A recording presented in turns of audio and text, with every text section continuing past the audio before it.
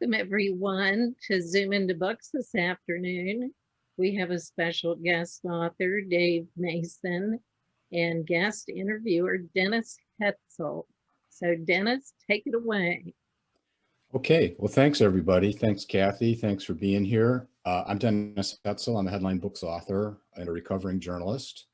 My books, Killing the Curse, Season of Lies, are out now. My new one, Azalea Bluff, a UFO mystery, will be out in a couple more weeks. So enough about self-promotion. I'm really here to meet with Dave Mason, who's I first encountered Dave's book EON when a review I did for booktrib.com, and I've read a lot of debut novels as part of my reviewer role there, and this is one of the best debut novels I've read in the last few years. And as Dave knows, I was a big fan of the book and actually referred it to a couple of friends of mine who are World War II buffs who enjoyed it just as much. Dave was born in England and raised in Canada. He's a former Diamond Core driller, you'll have to tell us what that is, and high school football coach, where I'm sure you learned a lot about leadership and herding cats. An internationally recognized graphic designer and a fellow of the Society of Graphic Designers of Canada, co-founder of Cusp Conference, and a co-founder of a number of software companies, including Opinion Lab and Power Player. He now divides his time between my hometown of Chicago and Lunenburg, Nova Scotia. So welcome, Dave. And maybe to start, talk a little bit about your journey story. Most authors who seem to be successful, it didn't happen by accident or very quickly. So just talk a little bit about how you came to write the book. Well, thanks for having me, first of all, Dennis. Appreciate it. And it's good to have a fan, I appreciate that. And congrats on Azalea Bluff, by the way. I just made my way through an advanced copy there, and I think people are going to dig it. So, thank you. Congrats on that one. So, how did I become an author? That's a question I've been asking myself every day for about the last 2.5 years, and my background is in design, visual design, but I do a lot of writing for clients, and I haven't really written anything for fun since about 3rd grade. You know what I mean? Writing sort of it's not something I would normally turn to for relaxation. But you'd mentioned the conference that my partners and I ran for many years, and the real impetus for me becoming an author sort of came out of that conference.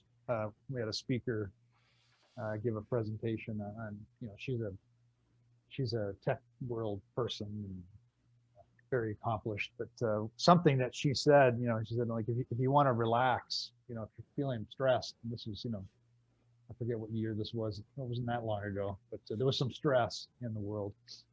And she said, if you want to relax, if you want to stop inputting, the only way to stop doing that is to output. And I'm like, well, I output all day, and some of that's stressful. But she said, you got to output for fun. And I'm like, okay. So, I would find myself, riding the train, downtown to Chicago, read my phone, the train. And by the time I got to the office, I was like, so, tensed up. I'd sort of calm down. I'd have 3 cups of coffee and then, get to work. And then do the same thing on the way home, read the phone on the way home and with that stress level. So on the train shortly after, she'd given this presentation one day, I thought, I got to do something different here. So I turned the phone off, I opened up my laptop, and I, shut off the Wi-Fi, and I just started writing, and I didn't really have anything to write. I was like, oh, where do I start? So I just started scratching down things I had read or that I found interesting, and I did that for a couple of days, and then I realized, well, that's not really how my brain functions. My brain has to have a direction or something. So I went back and I looked at what I'd written, and I kind of thought, well, maybe I can spin that into some kind of story. And a few months later, I surprised my wife we were up for our anniversary, I think, and I said, well, honey, I got something to tell you. And she looked at me like, what's coming? I said, I think I wrote a novel. And she was like, what? What else have you been doing that I don't know about? But apparently I had about 55,000 words of this story. And, so she read it, and, she's good to me. She of course told me, oh, it's pretty good, and her advice, which I, should always take, was, you should show this to somebody who will tell you if it sucks or not. And I'm like, my siblings. So I kind of sprung it on them, and they came back with, holy mackerel, you got something here. So my journey to being a fiction author was strange. And Well, I want to back up a second, Yeah. because we haven't really told the folks what the book's about. And just in a real nutshell, I got the sense it was really a passion project for you to talk about the contributions of the Canadian aviators during World War II and kind of the horrors of Nazi Germany. So where did, and we'll talk more in a minute about the plot of the Yeah, book, sure. but what, obviously there's something about that you felt passionately about, that was the topic you picked versus, an infinite number of other possible topics. Why that? Well, the Your topic, background, or? yeah, I guess, you sort of know, you write about, what do they say, you write about what you know, but you can't write fiction about what you know, because you don't know the stuff you're going to make up. It's rooted in what you know. So, I think the premise of the story sort of gelled for me first, and then the details of it, who would actually be in the story, came afterwards. So it was really the premise of the plot that came first. And then for me to make that plot plausible, I needed certain things rooted in reality. And the characters, the main characters, one of the main characters is, of course, as you mentioned, a Canadian fighter pilot. Canadian fighter pilots flew these types of missions out of this base that would make my plot possible. So it kind of all just fell together, and it did become a passion project. Really, my passion was, if it's going to be historical fiction, you got to get the history right, or as right as possible, so that the fiction part kind of, melds in there seamlessly, so that if the reader can't tell where the fiction starts and the quote unquote fact ends.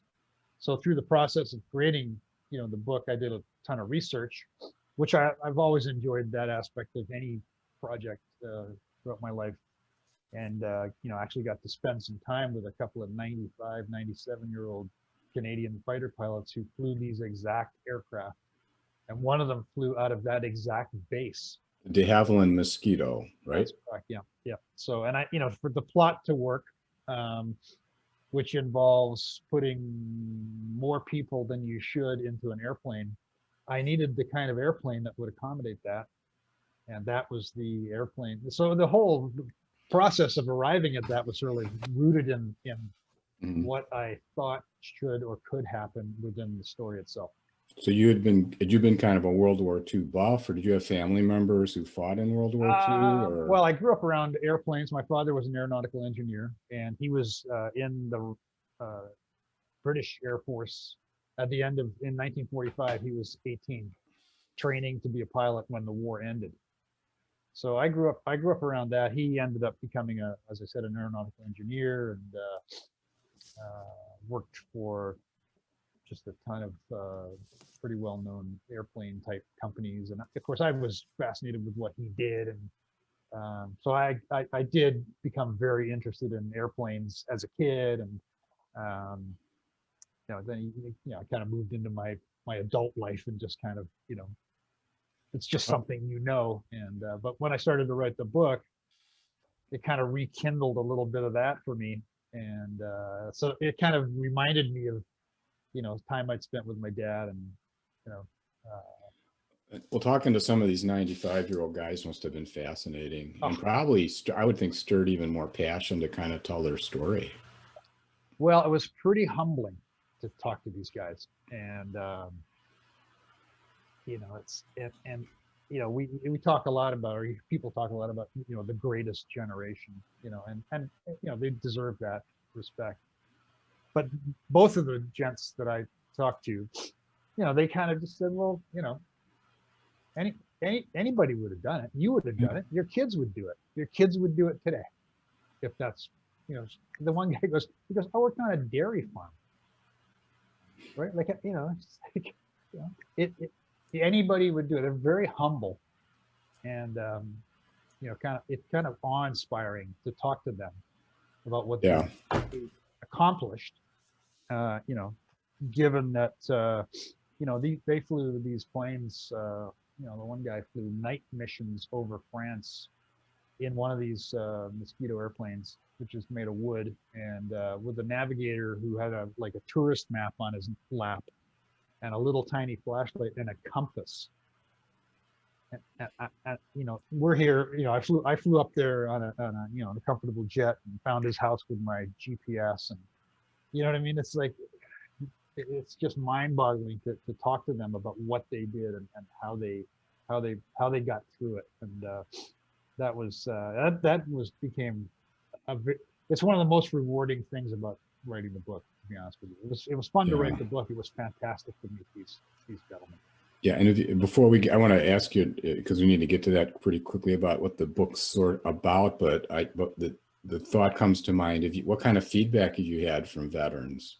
I assume it's been very positive. Yeah, my main concern, obviously, I got in touch with these two gentlemen through a group in Calgary, Alberta, who is rebuilding one of these airplanes, which I think there are only 5 or 6 in the world at this point. So my concern was to get the details of that right. So I was fortunate enough to send both of these gentlemen, you know, the airplane related snippets of the book. And you know, I wanted to get it right. You know, could these planes do these things? Could you have accomplished some of these things?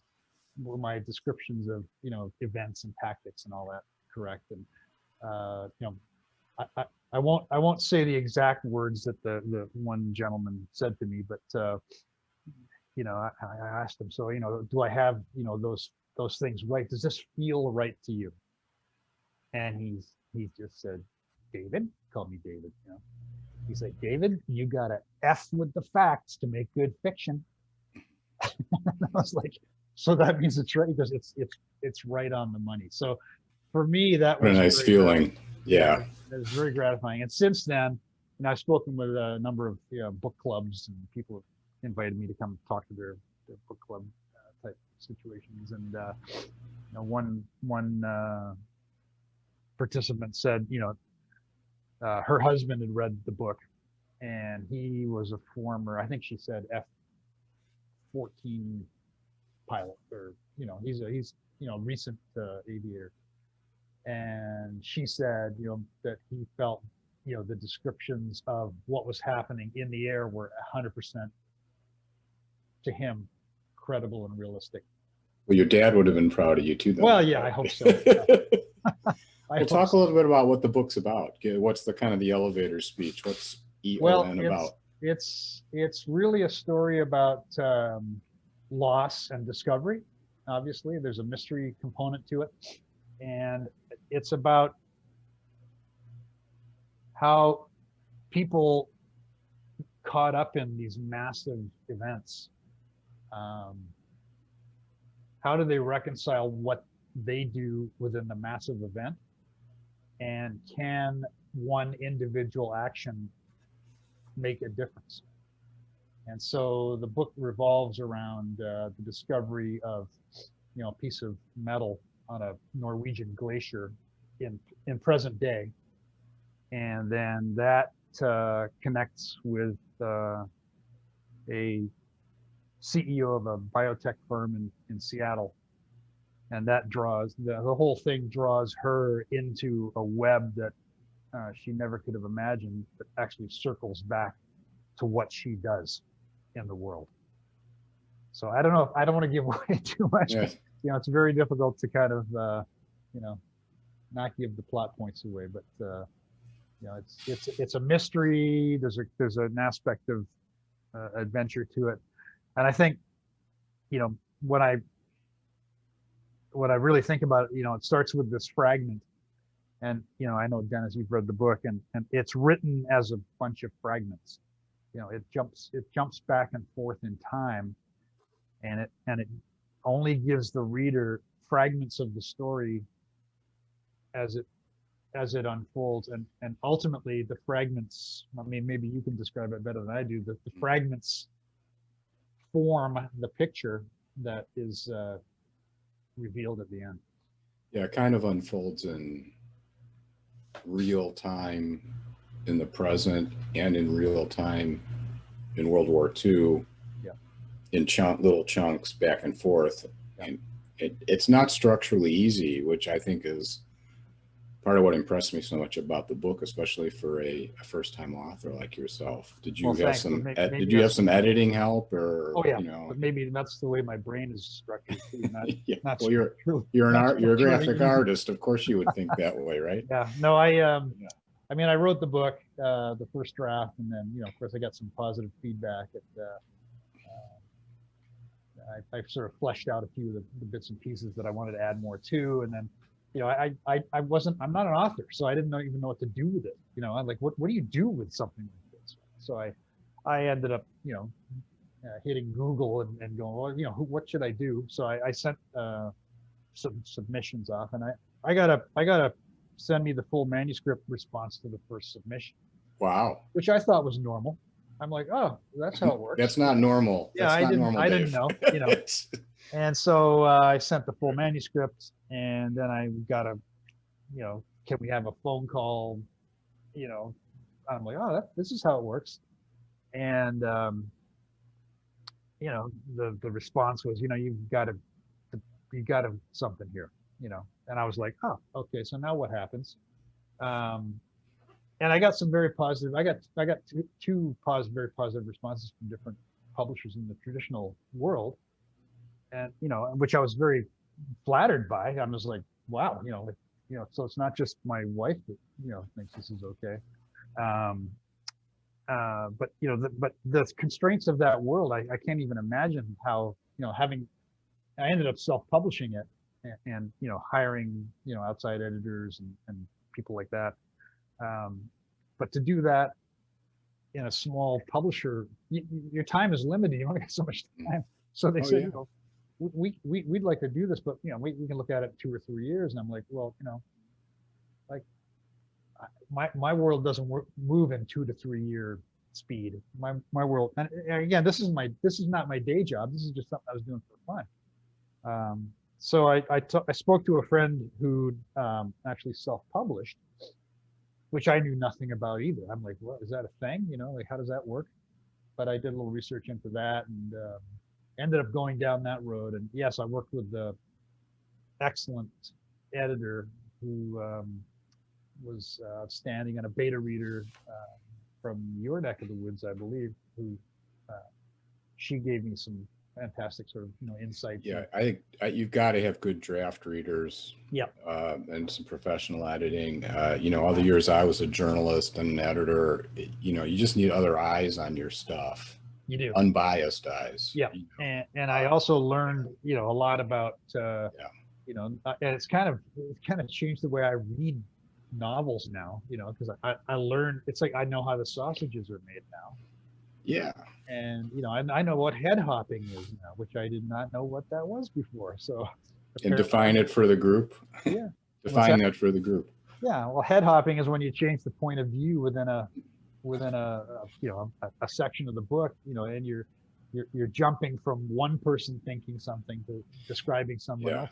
And it's well, like, Nelson DeMille is one of my favorite thriller writers, and he inspired me to do something in my second book, In Season of Lies, that I probably wouldn't have tackled otherwise, which is switch from third person to first person, back and forth. And I think we pulled it off. Yeah. But it's challenging. Yeah. And it also, like I said, it's changed the way I read, you know, novels now. I'm like, I know. you know, Well, I see what you're doing here. yeah, I see that. I see that trick there. But Yeah, and a quick story that just you reminded me of in the first book, the first draft. There's a really there's a really important backstory in my story that you really have to know to understand what happens later to the characters, and I did it in one long chunk. And my wife, I said, "So what do you think about that section?" And she goes, "Oh, when I get to those parts in books, I just skip them." Because it's too long. She wants the story to keep moving, right? Yeah. So I didn't want to do it. I was being passive aggressive, and I broke the backstory up into small pieces, kind of like what you did with your World War II part of your narrative and lesson learned. Yeah, you know, and I'm happy to learn those lessons, and hopefully I can remember what I learned.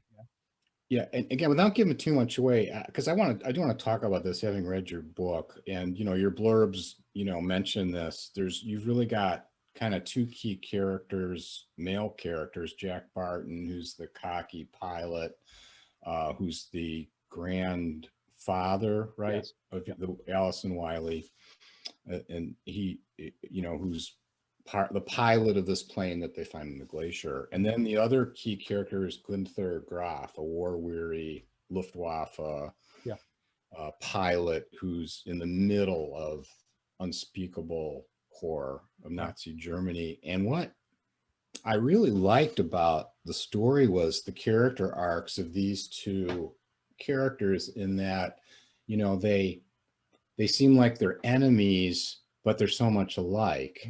And I'm wondering how you thought through those characters and how intentional all that was.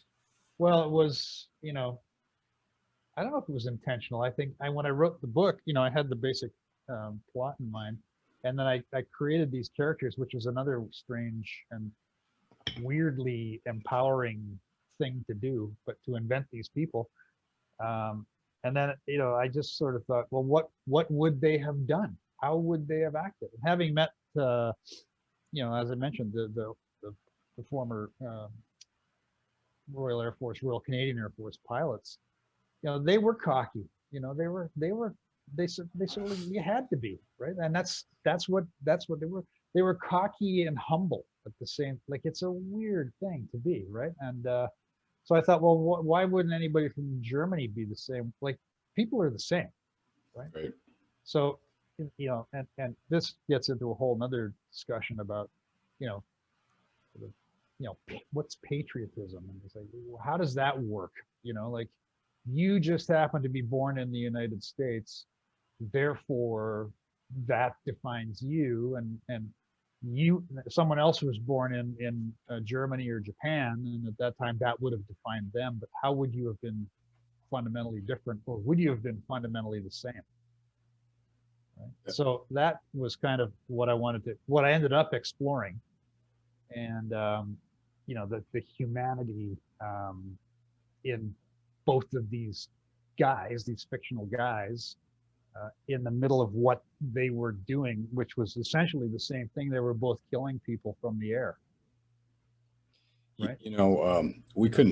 We didn't rehearse this, but you couldn't have set up a better segue for the follow-up question I had planned.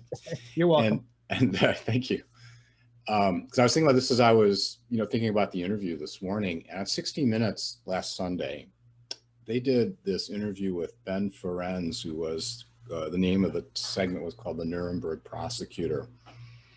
And at age 27, Ferenz was prosecuting people in the Nuremberg trials. Yeah.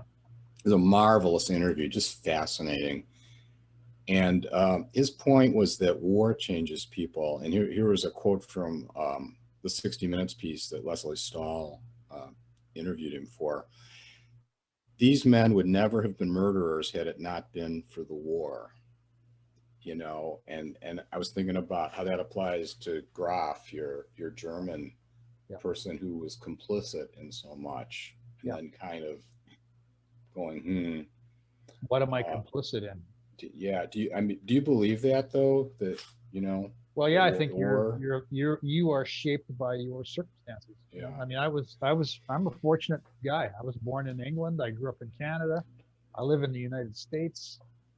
You know, all of that shapes me, and you know, you're shaped by events and by, you know, again, you're down to that nature versus nurture discussion. And so, you know, I think, you know, when someone is caught up in something, you know, that changes the way they navigate that thing. And, Right.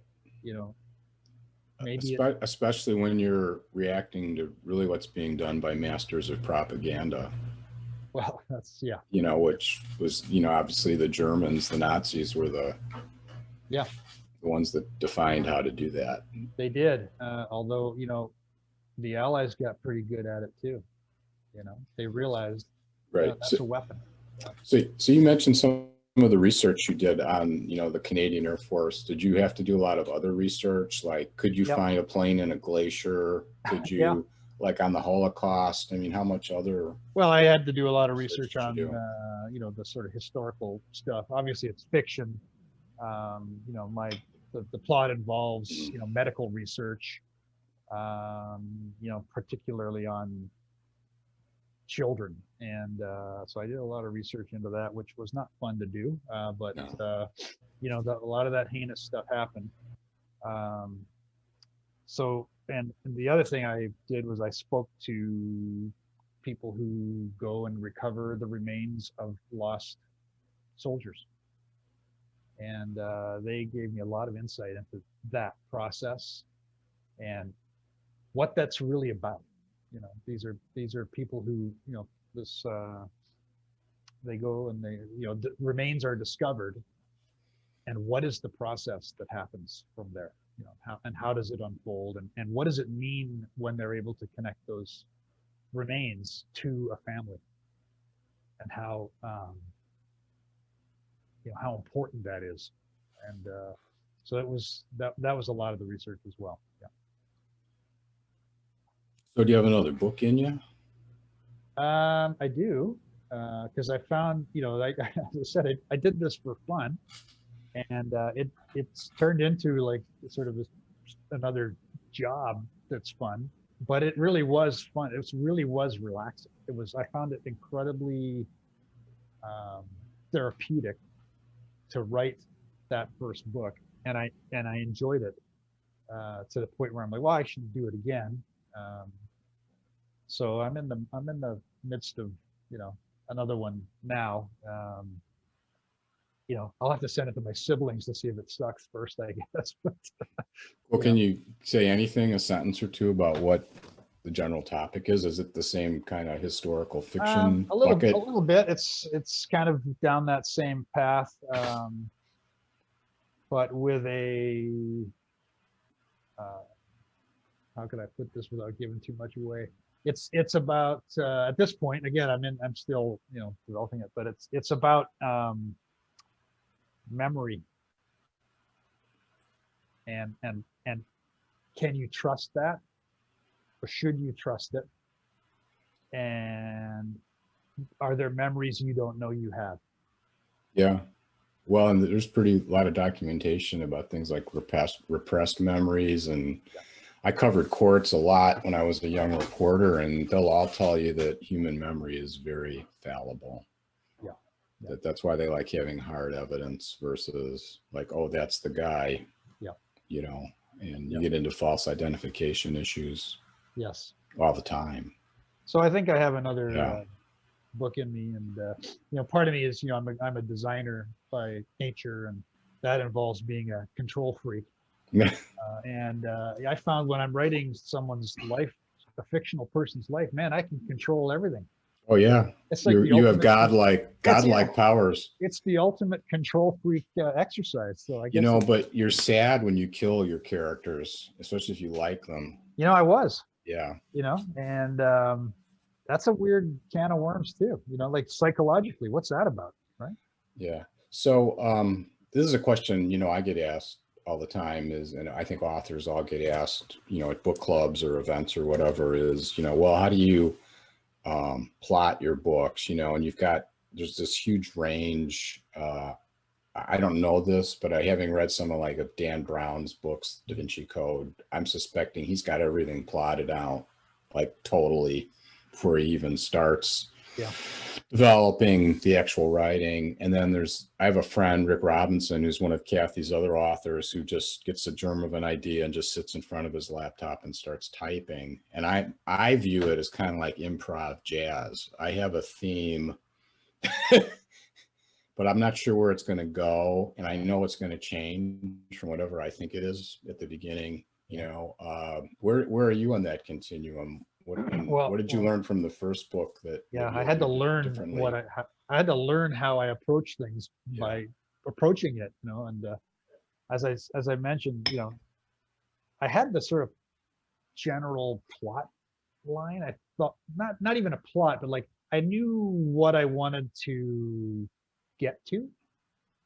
And I wrote down, you know, sort of what I'd like to happen when someone's finished reading. What do I want to sort of have happen at the end? And then I'm like, well, how the hell am I going to make a story that leads to that? And so I had written down the beginning part where the thing is found in the glacier, and the rest of it wrote itself basically. Like I think your jazz thing is like I ended up writing. I'm like, I'd write something that would take me down a path, and I go, that path feels wrong, or oh no, this one feels right. This feels right, and then oh, what would happen from there? And so, you know, there was kind of a discovery even for myself. Like I said, the book's written in fragments, and I wrote it not even in the same order that it's in now. It was in a completely jumbled order when I first wrote it, and then I kind of shuffled everything around and put it into that a semblance of what I thought made sense. And so it really was a process of kind of discovery and invention along the way. And you know, at the end of the day, you just have to look at it and go, does that feel right? Does it make sense? Do these people seem credible? Are these events credible? You know, are there any plot holes, or, you know, have I forgotten something? Right. You know, and that's kind of my process. So yeah, because I think you can only get away with so much, and I always put it as impossible. You know, we're talking about factual things. Like if it was impossible for a World War II plane to be found on a glacier, there's people out there who go, no, that ruins the whole story for me. Right. But improbable is okay. yeah, You know, in Hollywood can get away, a movie, you can get away with a lot more of stuff that's completely implausible than you can in a book, just because of the pace. Yeah. You know, the pace of a movie. Yeah. And also when things look real, okay, right. You're being fed something that's visual that looks real. You're being asked in a novel to imagine right that movie, and so I wanted to make sure that everything felt credible. Right. And so, you know, have airplanes been found within glaciers? Yes, they actually have. And have they been excavated from glaciers using the methods that I described? Yes, they have, because that's how I found out. You know, that's how you get an airplane out of a glacier. Right. That it can be done. Yeah. So it was important to me to kind of get that stuff rooted in credibility, and so it allows the story to feel real, and that's important. And I would think your background as a graphic designer, you obviously have at least a partial heart of an artist, or you wouldn't be a graphic designer. I think that do you think that maybe helped more than you? Yeah. More than you I truly believe that's a fact. I got a wonderful phone call from a gentleman who is in the film and TV business, who got a hold of the book, and he said, you know, he goes, I could see every scene. You know, he goes, it's cinematic. The book is cinematic. Mm-hmm. And that was a incredibly, you know, gratifying thing to hear from someone in his position. So, yeah, I think, you know, visual, you know, I have a friend who, you know, ran a theater company for a while, and he actually spoke at our conference too at one point. And in his presentation at our conference, he said, you know, live theater, you know, he goes, it doesn't happen on the stage, you know, it happens in the audience. like the story is in your brain. You know, it's like, the movie is being played in your head. Right. And I think probably subconsciously when I wrote the book, I'm like, you know, you're asking someone to imagine these events and immerse themselves in these events. And so getting that baked in was, I guess, part and parcel of, spinning a good story together as well. So the book seems to be racking up quite a list of awards, including, I guess, recently from the indie publishers. Is that has to have been a pleasant surprise? It has been. I got to tell you, someone said, well, you should send this thing off to some of these things. And so I Googled all these things, and it's been, I think it's up to 9 awards at this point. And I'm shocked. Like, I'm just it's stunning to be recognized in that way. And but I think, and as you know this, Dennis, as an author, it's like when you get people providing you with reviews that say this thing meant something to them, or that it triggered an emotion in them in a way that they can't ignore, in a good way. Yeah. That's incredibly gratifying as well. So it's been quite a crazy few months here, to put it mildly. What I always find interesting too with my books is you don't know what's going to touch people. You can have an offhand comment that somebody made, or maybe a scene that you really didn't spend that much time writing. It just kind of, in your mind, moved the plot along, and you really, just wrote it pretty quickly and didn't change much. And that's the one someone will say, that meant so much to me because da da da da da. Yeah.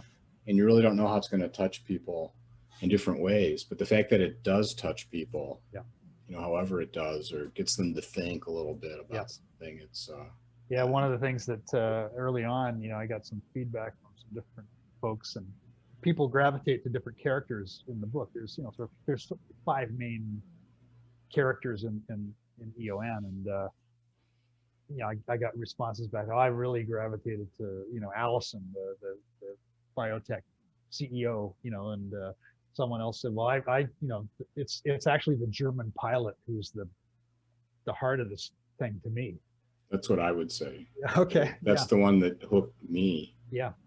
And so I'm an anti-hero kind of guy. Well, and so that's also, taught me some things, that I had, as I was writing it, and that taught me some things as well. And it's a wonderful learning experience. Let's put it that way. So it's been fun. Well, in the little bit of time we have left, I would be remiss if I didn't let you tell people how they can get EON. So, well, it's available on Amazon. Obviously, that's the go-to. Thank you for that. Yeah, it's available on Amazon worldwide, and for Kindle hardcover or paperback. And if you're on the Kindle Unlimited program, you can access it through that. And I think you can also special order it through people like Barnes and Noble and independent bookstores, which I'm a big supporter of. So absolutely, if you can get it through your independent bookstore, that's all good. We need those folks. So before we go, this is my old newspaper editor end of interview question. What didn't I ask you about that you wanted to mention? Oh, let me see. Oh, there's so much. In particular? No, I think you did a pretty good job for a reporter. I think the one thing I would say is, like, if anyone's out there that thinks maybe they should write a book, well, you absolutely should. I wrote this thing not to show it to anybody. I just wrote it just to do it, and the doing of it was incredibly rewarding and fun, because I didn't have any pressure. There was no I wasn't doing it for any other reason than to do it. And what's come out of it has been staggering to me. So, a lot of people say, oh, I'd like to write a book one day. Well, just what's that company, Nike? What do they say? Just do it. Right? The only asterisk I would put on that is there's a famous saying, that if you're only writing it for yourself, you only need to print one. Well, yeah, but And what you, honestly, but what you did is you took that extra step. You kind of decided, I want this to be meaningful for other people. And, you got the editing and the refining and Yeah. turned it into something special. Yeah. And it is a special debut novel. Well, And, thank you very I much. I really appreciate that. Deserves the success it's having. So Thank you. That's wonderful of you to say. So again, I want to thank Dave Mason, because who I keep quipping because I love music so much. He's not the Dave Mason that played on All Along the Watchtower, but is an artist in his own right. So, well, I've tried to get a free cheeseburger at a few places by saying I'm Dave Mason. Yeah, there you go. A cheeseburger in paradise, maybe. Yeah.